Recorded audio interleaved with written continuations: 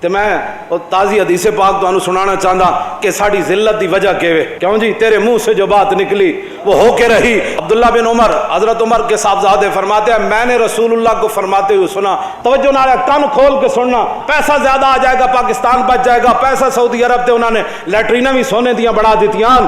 لیکن اسرائیل دا اقبال نہیں ڈنگا کر سکے،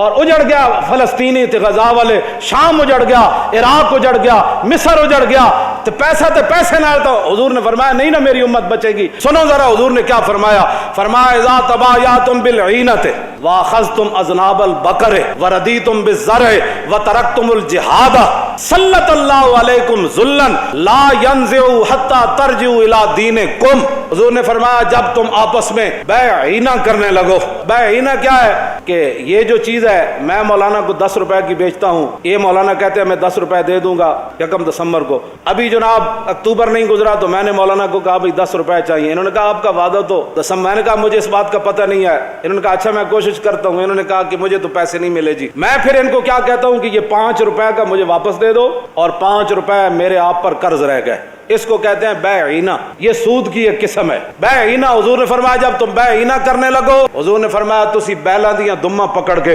کھیتی باڑی لگ جاؤ، مراد کھانے کمانے لگ جاؤ، اپنی بلڈنگاں اپنے کاروبار ودھانے شروع کر دو، اور فرمایا تم اللہ کی راہ میں جہاد کو ترک کر دو۔ بیع عینہ اور کاروبار میں میری امت حضور نے فرمایا لگ جائے اور جہاد کر دے ختم، تو پھر ہوگا کیا، سلط اللہ علیکم ذلا،